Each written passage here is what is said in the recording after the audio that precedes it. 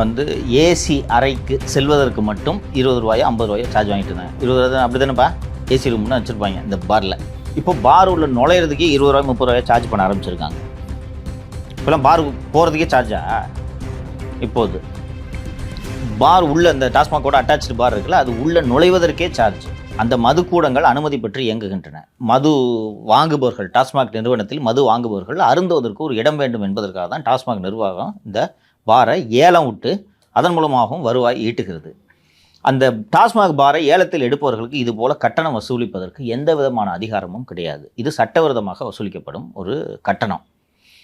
பல பார்களில் ஒரு நபருக்கு 1 மணி நேரத்திற்கு 10 ரூபாய் 20 ரூபாய் என்று போர்டு எழுதி வச்சு கட்டணம் வசூலிக்கப்படுகிறது. இது சட்டவிரோதம் அப்படின்ட்டு ஃபோட்டோ போட்டு எங்கெங்கெல்லாம் அந்த போர்டு வச்சுருக்காங்களா அங்கே ஃபோட்டோவை போட்டு செய்தி போட்டிருக்காங்க. ஊடகங்களில் வரக்கூடிய செய்திகள் எதற்காக வென்றால் அதை பார்த்து விட்டு அரசுகள் புரிந்து கொண்டு தங்களை திருத்திக் கொள்ள வேண்டும் என்பதற்காக. ஆனால் இங்கே எத்தனை செய்திகள் வந்தாலும் செய்தியாளரை மாற்றுறாங்களே தவிர அந்த செய்தி தொடர்பான எந்த நடவடிக்கையும் எடுப்பதில்லை. இது இந்த எக்ஸ்பிரஸில் இன்றைக்கி நியூஸாக வந்திருக்கு. இதுக்கு முன்னாடியே எல்லாருக்கும் தெரியும். டாஸ்மாக் பாரில் எல்லா இடத்துலையும் 10 ரூபா 20 ரூபா. இதில் ஒருவர் சொல்லியிருக்கிறார், உள்ளே நுழையும் போது சொல்லவே மாட்டாங்க, முடிச்சுட்டு கிளம்பும் போது எங்களுக்கு 20 ரூபா, 1 மணி நேரத்துக்கு 20 ரூபா, நீங்கள் 2 மணி நேரம் நின்றுருந்தீங்க, முன்னாடியே தெரிஞ்சிருந்துச்சுன்னா நான் 1 மணி நேரத்தில் வேகமாக குடிச்சிட்டு கிளம்பியிருப்பேன், 2 மணி நேரம் உட்காந்து இப்போ எக்ஸ்ட்ராவாக கொடுக்க வேண்டியதாக இருக்குது என்று சொல்கிறார். இது வெளிப்படையாக நடக்கும் ஊழல். டாஸ்மாக் நிறுவனத்தில் நடக்கும் ஊழல்கள் தொடர்பாக இடி விசாரிக்கக்கூடாது என்று சொல்லியிருக்கிறார்களே, இப்படி செய்தி வந்துருச்சு, நீங்கள் விசாரிச்சிட்டிங்களா? சட்டவிரோதமாக பார்கள் இயங்குகின்றன என்று எத்தனை செய்திகள் வந்திருக்கு. இன்னொன்று, டாஸ்மாக் பாரில் சமைக்கக்கூடாது இல்லைப்பா, முடியுது. எங்கே சமைக்காமல் இருக்காங்க? நீங்கள் போங்க, எந்த பார் வேணால் சிட்டி பார் நீங்கள் போய் பாருங்கள், சமைக்காமல் இருக்காங்க. இது தெரியாத அரசுக்கு? இது என்ன ரூல்ஸ் சமைக்கக்கூடாதுன்னு? சமைக்கிறதுனா அதுக்கு நீங்கள் வேறு வகையான லைசன்ஸ் வாங்கணும், FL2 லைசன்ஸ். அதுக்குன்னு ஸ்பெசிஃபிக்காக அது கார்பரேஷன்லேருந்து ஃபுட் சேஃப்டி ஆஃபீஸர்ஸோட பர்மிஷன்லாம் வாங்கிட்டு, ஏன்னா உணவை சமைச்சு நீங்கள் விற்கிறீங்க. இங்கே தான் வேர்களை கற்களை வைக்கலாம், அவ்வளோதான். ஆனால் சமைக்காமல் இருக்காங்க. இல்லை, சமைச்சு கொண்டு வந்து விற்பாங்க, கொண்டு வந்து விற்கலாம். அங்கே சமைக்கக்கூடாது. இவங்க சொல்கிறது என்னென்னா, சூடு பண்ணுறதுக்கு அடுப்பு வச்சுருக்கோம். இப்படி அப்பட்டமாக நீங்கள் கொள்ளை அடிப்பீங்க. இதை இடி விசாரிக்கக்கூடாதுன்னா எப்படி விசாரிக்காமல் இருக்கும் இடி? அது மட்டும் இல்லை, இப்போ தான் டாஸ்மாக் ஊழல் எந்த அளவுக்கு விரைவாக அவங்க அதுக்கான இது பண்ணிட்டு இருக்காங்க, நடவடிக்கை எடுத்துட்டு இருக்காங்கன்னு தெரியும். அப்படி இருந்தும் மீண்டும் இது மாதிரியான விஷயங்கள்லாம் பண்ணுறதுக்கு எங்கேருந்து சார் துணிச்சல் வருது? ஆட்சி கட்டுப்பாடற்று நடக்கிறது என்பதை நீங்கள் புரிந்து கொள்ளுங்கள். இங்கே இப்போ நான் மீண்டும் மீண்டும் சொல்லிக்கிட்டு இருக்கேன், இந்த மாதிரி ஒரு செய்தி வருது, இந்த செய்தியெல்லாம் முதல்வரின் கவனத்திற்கு போகணும். முத்துவேல் கருணாநிதி ஸ்டாலின்னு சொல்லிக்கிறீங்களே, நான் விட்டு பலமுறை சொல்லியிருக்கேன். துக்ளக்கில் அந்த சிவிக் இஷ்யூஸ் பற்றி ஒரு பேஜில் நியூஸ் வரும். அதை பார்த்துட்டு சம்மந்தப்பட்ட அதிகாரியை கூப்பிட்டு இதை சரி பண்ணிவிட்டு ஷோக்கு ஃபோன் பண்ணி சொல்லுன்னு ஒரு கருணாநிதி. இவங்களுக்கெல்லாம் முன்னாடி அதை அவர் படிச்சிருவார்.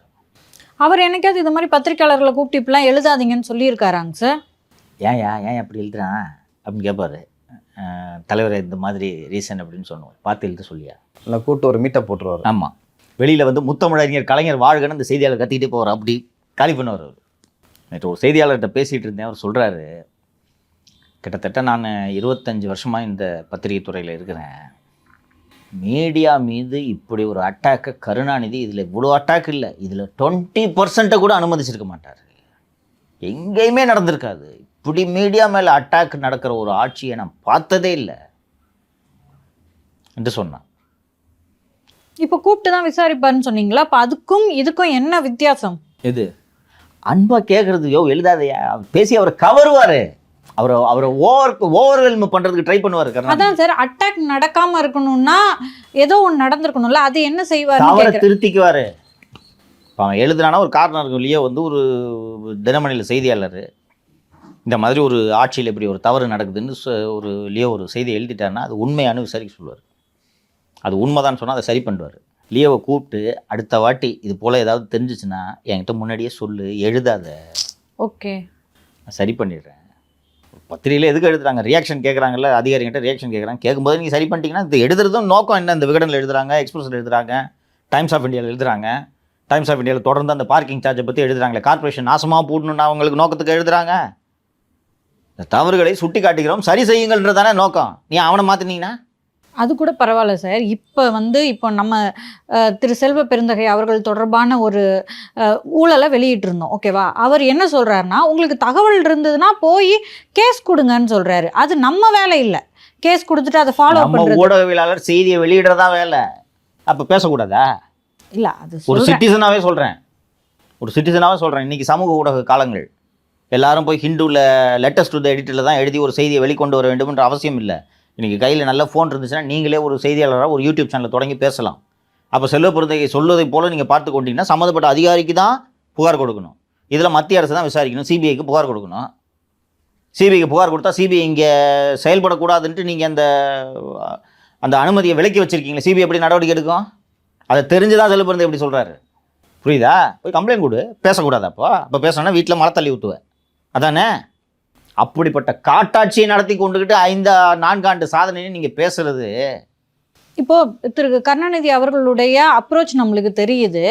கூடவே வளர்ந்தவர், அவர்கிட்டே அரசியல் பழகுனவர் திரு மு.க. ஸ்டாலின் அவர்கள். அப்போ அவரும் இதைத்தானே சார் செஞ்சுருக்கணும். தனித்தனியாக கூப்பிட்டு உங்களுக்கு என்ன குறைகள் இருக்குன்னு சுட்டி காட்டுங்க, அதை நாங்கள் நிவர்த்தி பண்ணிடுறோம் அப்படின்ற மாதிரி விஷயங்களை தானே அவரும் பேச்சுவார்த்தையில் நடத்தியிருக்கணும். கருணாநிதிக்கு அதிகாரிகள் யார், கட்சியினர் யார், மக்கள் யார், பத்திரிகையாளர்கள் யார் என்பது தெரியும். யார் சொல்வதை எந்த அளவுக்கு கேட்டுக்கொள்ள வேண்டும், அதில் எந்த அளவுக்கு உண்மை இருக்கிறது என்பதை புரிந்து கொண்டதனால்தான் அவர் ஒரு மக்களால் போற்றப்படக்கூடிய ஒரு தலைவராக 50 ஆண்டு காலம் தமிழக பொது வாழ்க்கையில் அவர் இருந்தார். இவருக்கு யாரோட ரோல் என்ன, அவர்கள் என்ன பங்களிப்பை செய்கிறார்கள், அவர்களால் என்ன தாக்கம் ஏற்படும் என்ற எந்த விதமான புரிதலும் இல்லை என்றால் நீங்கள் எப்படி அதை அணுகுவீர்கள்? ஒரு செய்தியாளர் இருக்காருன்னா ஒரு திமுக அனுதாபியாக இருப்பாங்க. ஒரு நல்ல இடத்துல சொல்லலாம், தலைவரே கெட்ட பேர் ஆகுது தலைவரேன்னு சொல்லுவாங்க. செய்தியாளர் சொல்கிறது உண்மையா இல்லையான்றதை நீங்கள் உமானத்தை கட்டில தெரிஞ்சுக்கிறீங்க. ஒரு உதாரணம் சொல்கிறேன். பிரதமர் அவர்கள் ராமநாதபுரத்தில் பாலத்தை திறந்து வைக்க அந்த விழாவுக்கு வந்தார் இல்லையா? இவர் போயிருக்கணும் ஆஸ் சீஃப் மினிஸ்டர். நீங்கள் அது ஒரு அரசு விழா, அந்த விழா ப்ரோட்டோகாலில் வரும்ல சார்? ப்ரோட்டோகால் வரும். நீங்கள் போயிருக்கணும். நீங்கள் எதிர்கட்சியாக இருந்தீங்கன்னா அது வேறு. மாநிலத்துக்கு பிரதமர் வரும்போது அவர் உங்களுக்கும் சேர்த்து தான் பிரதமர். கூட இருக்க அதிகாரி ஐடியா கொடுக்குறாங்க. சார் நீங்கள் எவ்வளோ பெரிய ஆள், தென்னிந்தியாவின் தலைவர், நீங்கள் போய் அந்த நிகழ்ச்சியை அட்டன் பண்ணுறதா? போக மாதிரி தான் நல்லா இருக்காது. வேறு நிகழ்ச்சிக்கு ஏற்பாடு பண்ணுங்கள் சார். நீங்கள் ஐடியா கொடுக்குறாரு அதிகாரி உமானத்து. நம்ம ஏற்கனவே ஊட்டியில் ஒரு நிகழ்ச்சின்னு ஏற்பாடு பண்ணிடலாம் சார்.